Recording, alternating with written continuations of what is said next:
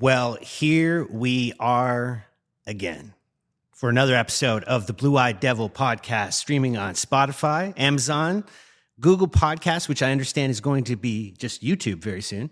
And we're here with a very special guest, someone I've sat down with before and have had a bunch of attention given to us on social media as we had a fascinating conversation on resilience in business. My friend and colleague, CEO and founder of NVISION, George Arabian. George, welcome. Thank you for having me. So would this be considered like part 2, volume 2? I've been watching Rocky lately a lot. So I hope it's not 5 or 6 because it gets really bad. Definitely not 5. 6 was terrible too, wasn't it? It was. Yeah, you're right. Although I will say I love the Creed movies. Have you seen the Creed movies? I watched the Creed. Was it 3? Which is the latest one? 3. Yeah. I just saw it. It was really good. Yeah, my son and I have been watching it, and it's even more motivating than like Rocky 2, which is the most motivating. It's totally. George, it's good to sit down with you. And is it part 2? I don't know. We'll see. See where we take it. We'll see. I think this is a little bit different atmosphere. My audience might be a little different than your audience in the digital marketing field versus. Sure.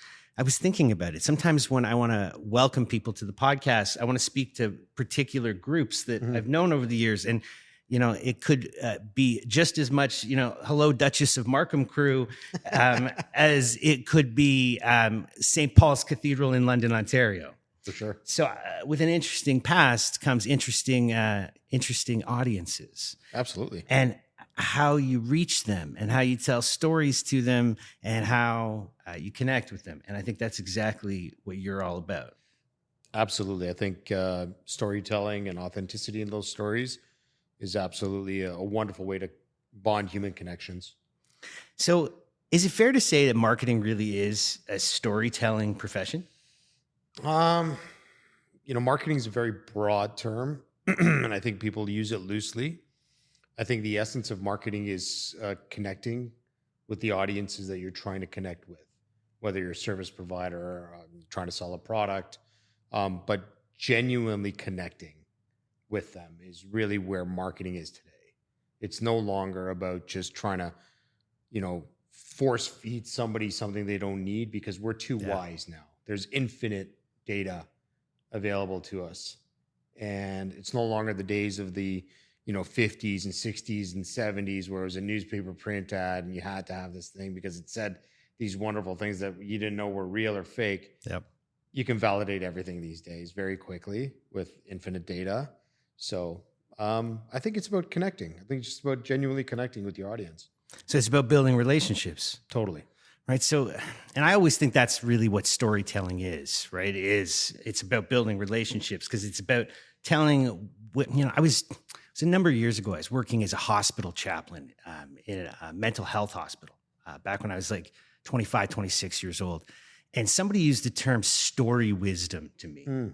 And it was about the genuine connection isn't just about encountering someone where they are in their shoes right now, but being able to see where they've come from and how they got there. And I saw a clip the other day on YouTube of Shannon Sharp, the great tight end. And he was saying, you can't judge me for who I am today because you never saw Shannon go hungry. You never saw Shannon in the rain. You never saw Shannon get left behind. You see Shannon sitting, telling everyone everything all the time. And so marketing, as I see it, and I get that it's a broad term, but the work that you do, as I've gotten to know you a little bit and got to know your business a little bit, is helping people share their story wisdom.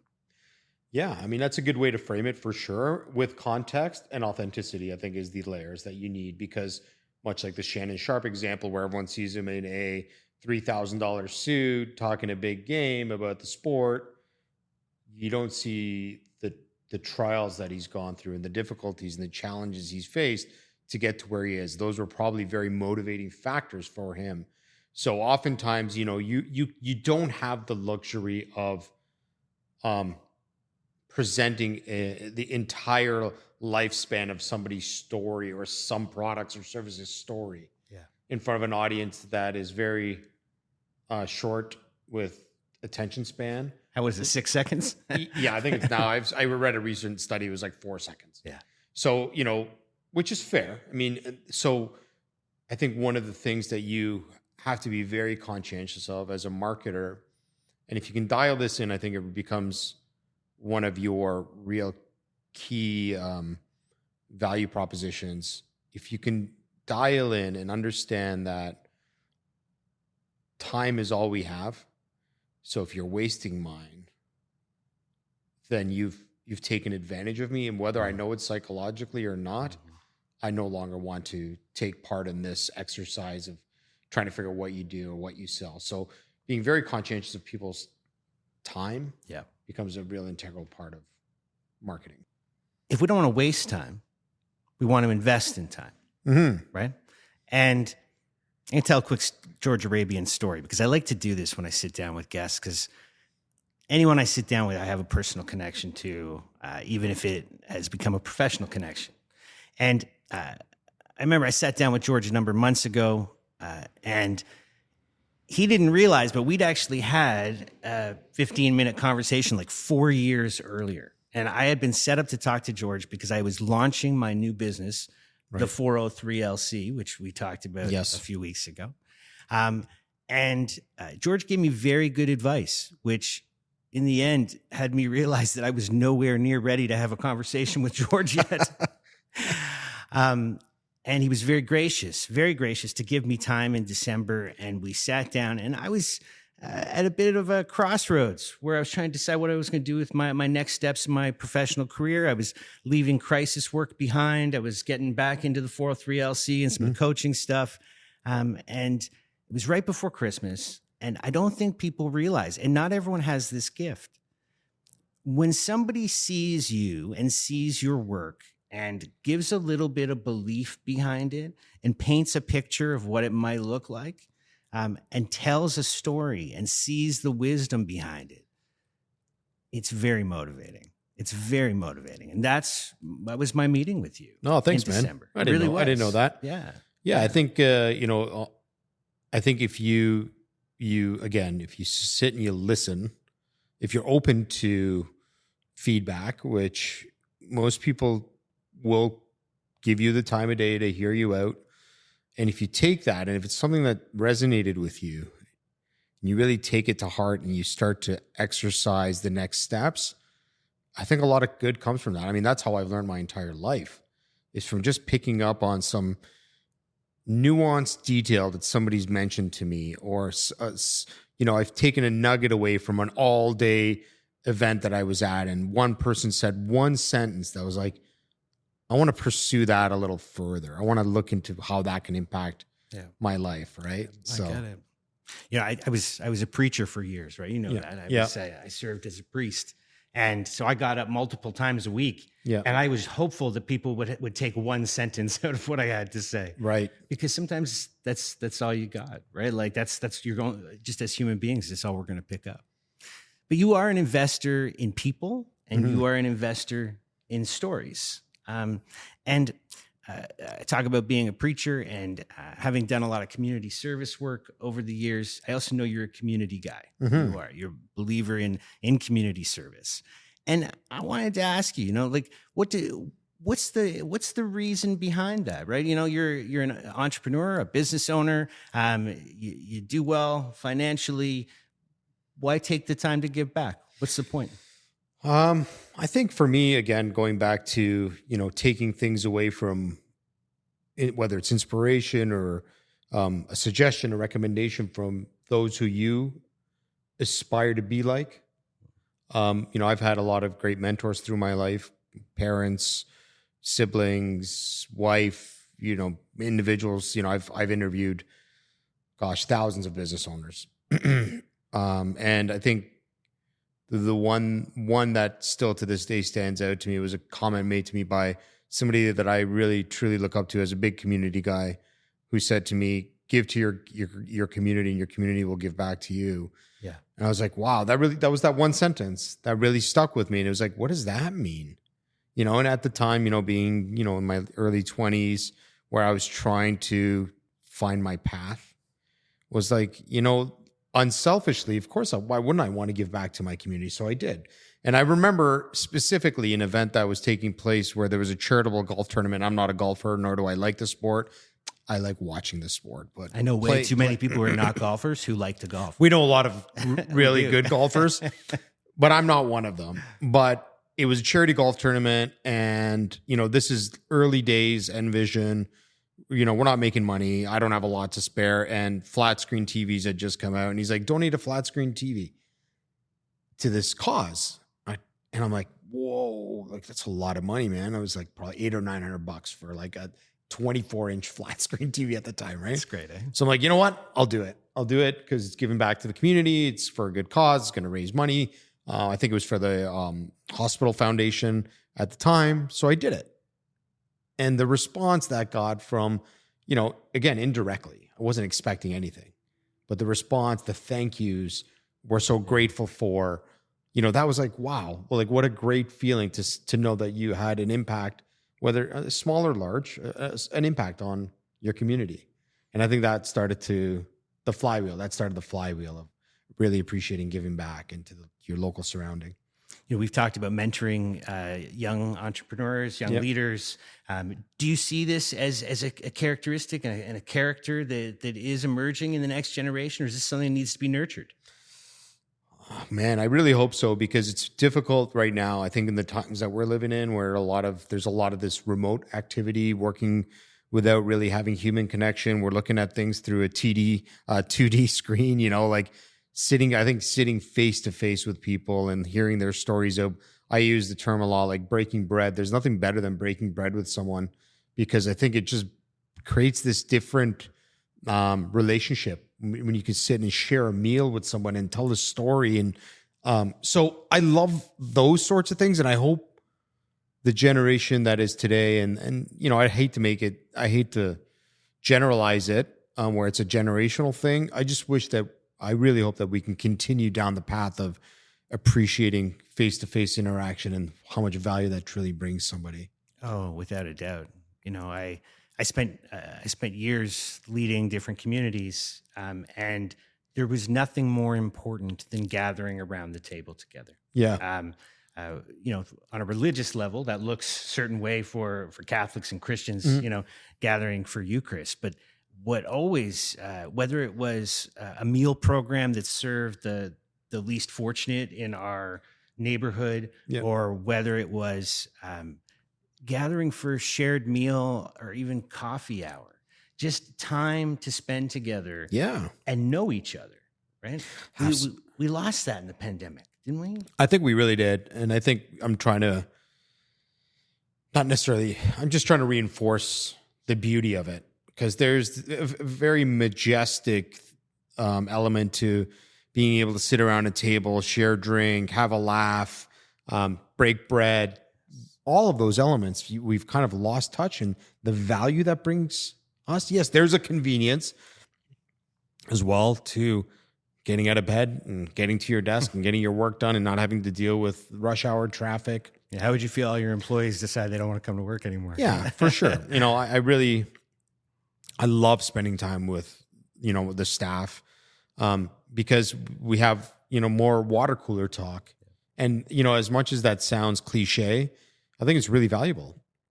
It's like, what'd you do yesterday? Oh, what'd you do yesterday? Oh, my kid, or my sport, or my dog, or my cat, or, I saw this awesome painting, or listened to this awesome song. It's like awesome, like it's amazing. Yeah.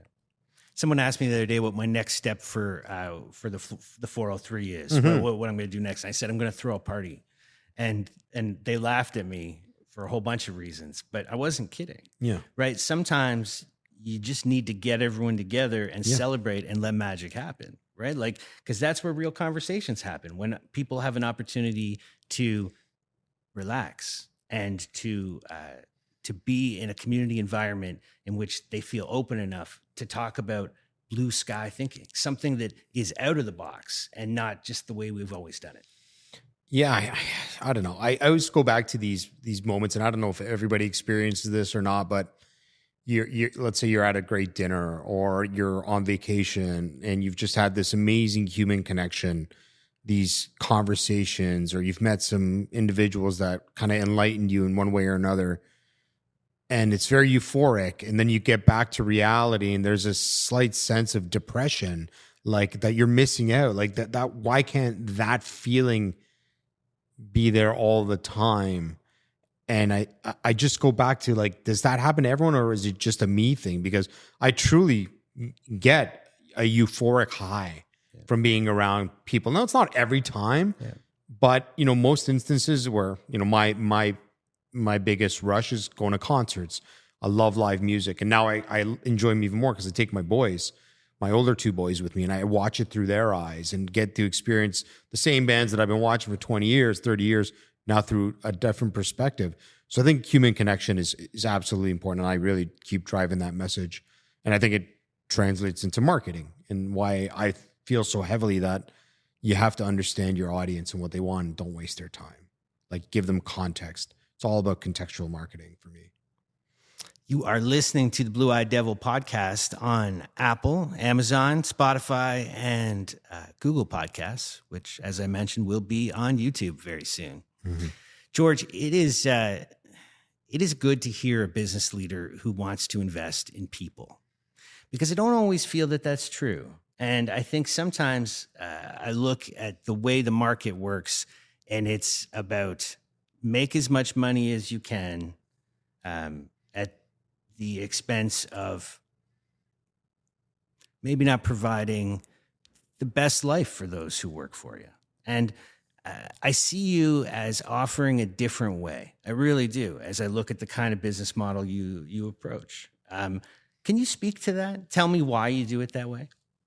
Yeah, I think a lot of it has to do with my background, where I come from, immigrating to this country because of war, seeing a lot of death and destruction.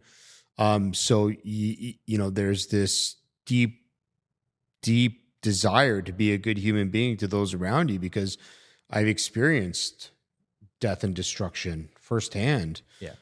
So when you have that, I mean, whether you can phrase it any which way you want, maybe it's deeply rooted trauma, which I'm sure somewhere psychologically, I'm sure it's there. But I use it as my power tool, if you will, to ensure that I can do the best I can for the people that are surrounded with me and that work for me and work with me. I think that's it. It's as simple as that. It doesn't have to be overcomplicated. It's my past has kind of paved the path for the future that I want to see for my kids. And I think you can achieve a lot if you're just a good person. Not to say, and not to say you can't go down the wrong paths. I mean, naivete can kick in too, right? But I mean, if you have an appreciation, I remember it was at St. Mike's, the high school, and I did camp there. And the camp counselor, I did a hockey camp, and the counselor said, people aren't born bad. People are, most humans on this earth are good people. They come from bad situations or, scenarios that put them in precarious kind of all kinds of issues. But most people are good people. And if you treat them good, they'll likely be good back to you. One of the opening prologues to my book was a blog post that I wrote that was entitled, "He Wasn't Born This Way." And I've done a lot of work with people who've come out of the criminal justice system. I've done a lot of work with people who are in crisis. Mm-hmm. I've done a lot of work with people of all walks of life when I was a priest. And you're right. Nobody's born bad. They're not. I've baptized babies. They're not born bad. Right. It's trauma, circumstance, context, war, famine. Yeah. Whatever it might be. Yeah. And hurt people, right? Like, it's cliche, but it's true, right? Yeah. I'm quite touched at you sharing where you're from, Armenia. Born in Lebanon. Born in Lebanon? Yeah. So we came here because of the civil war there. Yeah. Okay. Yeah. Okay. And you came at what age? I was 4.5. Okay. And you remember? Oh, yeah. Yeah, I remember living in the bunkers, hearing the RPGs flying overhead, lots of, we've got a lot of documentation, photography, like my father photographed everything. So there's our home blown up. There's my bedroom with grenade holes in the walls. It's crazy if you think back that, we were fortunate to my dad and my mom made a decision. They're like, we're out. Yeah. This ain't for us. Let's go to somewhere else that's safe, and blessed to have been settled in this country. And, it's not to say that we don't have our own issues here, but certainly for the time being, war hasn't been one of them, which is, very, I can't imagine as somebody who's trying to save their children or themselves and having to deal with that and the stuff going on the planet today. So, it's quite a thing to face that kind of adversity in life, right? Like even though you came as a child to experience it, but to be raised by a family that, knew war and destruction firsthand. Yeah. But I'm also, to bring it back to what you said earlier, I'm touched by the fact that it's inspired you, right? To make sure that those who are going through hard times don't have to go through them alone. Yeah. I mean, I think one of the beauties of being a good human being is you can support your fellow human by having an ear or just a shoulder, or whatever cliche you want to use, just being there for that individual. I think we dismiss it sometimes. I don't think we really sit there and realize how sometimes a really simple statement or a little bit of your time can have such a drastic impact on someone's trajectory in their life. Yep. It goes back to like those little nuggets or the one sentence. It's like you yourself could be that one giving that little nugget of advice or saying that statement that's like enough, thought-provoking enough to change the course of that person's life. And like you in December, when you were sitting down with me, you had no idea the level of impact you were having on me in that half hour, because I was one of your 6 half hours probably that day that you were giving to meetings.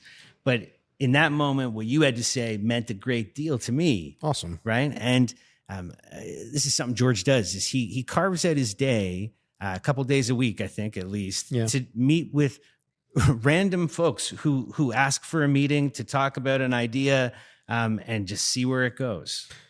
Yeah. And honest to goodness, for me, it's, I look at it like, somebody's seeking my guidance or, not to say that I know anything.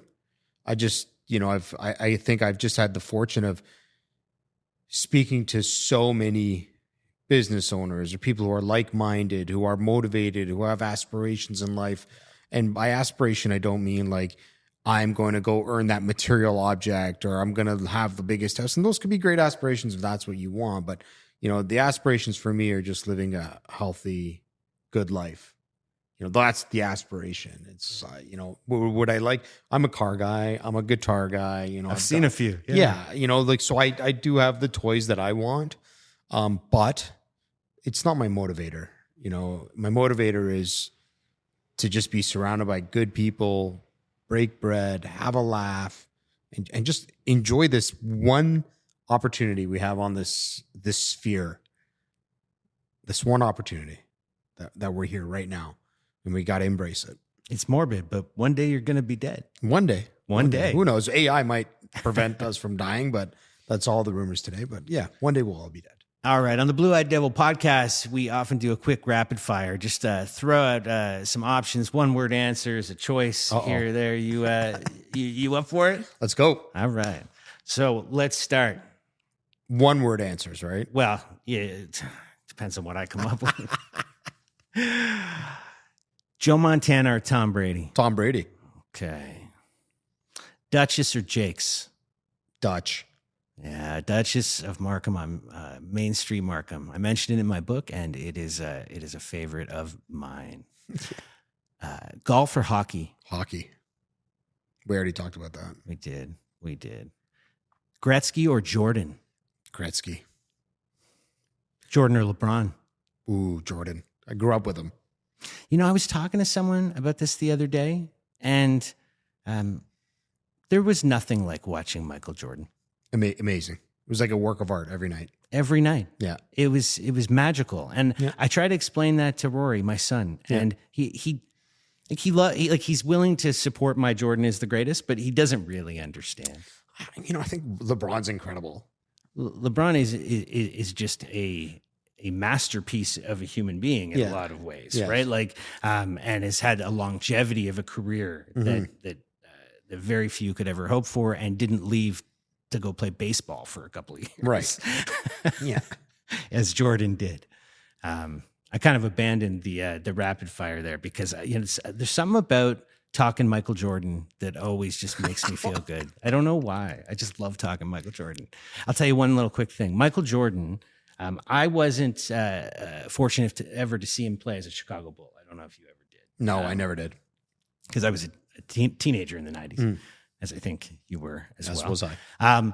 And it was just past the turn of the century, and he was playing for the Washington Wizards. Yep. And he's now my brother-in-law, but he was dating my little sister at the time, and he took his sister's big brother to see Michael Jordan play against the Toronto Raptors when he was playing for the Wizards. And it wasn't Michael Jordan of the Bulls. His prime, yeah. But it was still incredible to see Jordan him play. Right? Yeah. Should get a ticket to see LeBron once more. I don't know if we're going to see LeBron play. Well, I think he said he's going to play one more year, right? He's trying to get with his kid. He is. Bronny? Yeah. Wouldn't it be great to see that? Be amazing. That'd be pretty cool. Would you play professional sports with one of your boys? I mean, so this year was one of the first experiences I had playing with my oldest son, who's going to be 18. And we called him up into men's league because we were short a few players on the ice. What a cool thing for him. And it was a really great experience to just him and I kind of competing against one another. We were on opposing teams, but great experience. I can't even imagine at the professional level with LeBron and how much he just wants to have that moment with his son. It's actually really touching, you know. Yeah, I can't say that if I was him, I wouldn't feel the exact same way. I've started doing podcasting again, and I couldn't help but start one with my own. I saw it. It was awesome. Raising dad. It's cool when you do stuff with your with your offspring. You know, my middle guy, and I think I told you I have 4 kids, but my middle guy is playing. He's drumming a lot now, and I play guitar. So like we started to jam together. It's so cool. So it's super cool. Super cool. And I think this is it. Somebody said, "Is he like your best friend?" I said, "No, he's not my best friend. He's my son. But one day, I hope he might be." Yeah. You know what I mean? Totally. I can see it one day. Yeah. But not yet. Yeah. But not. Still got to teach him. Yeah. Yeah. George, it has been really good having you here downtown Toronto by the lake. It's always good for me to come back to Markham, and I enjoyed being up at the studio with you. But it's nice to have a home and home. Yes, it is. We'll call that instead of a part 2. It's a home and home. Home and home. Love it. Love it. Yeah. Thanks for having me here, man. This is great. Glad we got to do this. And we'll continue. Maybe there'll be a part 3 with Mr. T and what was it, Hulk Hogan? Oh, man. What was his name in them? Clubber Lang. Clubber Lang. The Clubber Lang edition. Yeah. Well, this has been the Blue Eyed Devil podcast on Apple, Amazon, Spotify, 403LC, Google Podcasts, and soon to be YouTube. Be well and take care. See ya. Awesome, man.